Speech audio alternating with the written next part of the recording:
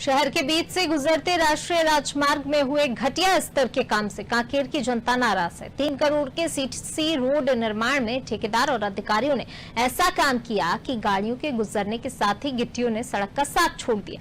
हालात ऐसे हैं कि 6 महीने बाद भ्रष्टाचार के गड्ढों को छुपाने के लिए डामर से लीपापोती की जा रही है।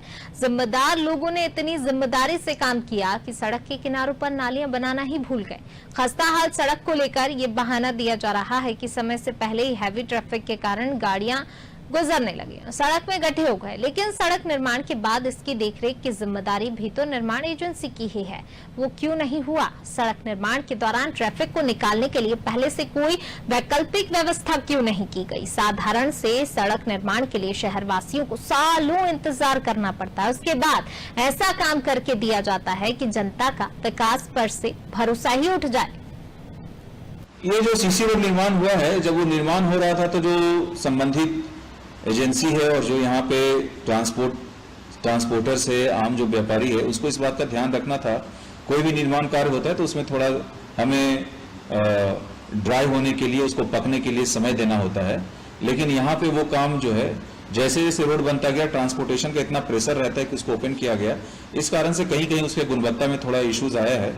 उसी को ठीक करने के लिए डामर रोड वहां बिठाएंगे ताकि और ज्यादा डैमेज जो है रोड का ना हो और जो राइडिंग क्वालिटी है वो बरकरार रहे। नियम यह है कि जमीन खोद करके बनाने का, लेकिन खुदाई का पैसा बचाने के लिए ऊपर में ही रोड बना दिए और सबसे पहले मैंने विरोध किया, लेकिन साथ हमको सहारने भी नहीं दिया।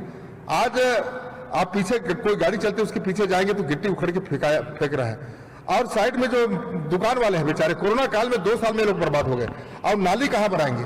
कांकेर शहर के बीच में जो सीसी रोड बनाया गया वो शहर के विकास के लिए बनाया गया, लेकिन जिस मानक पे सीसी रोड का निर्माण हुआ वो मानक जो है किसी नियम के तहत नहीं आता।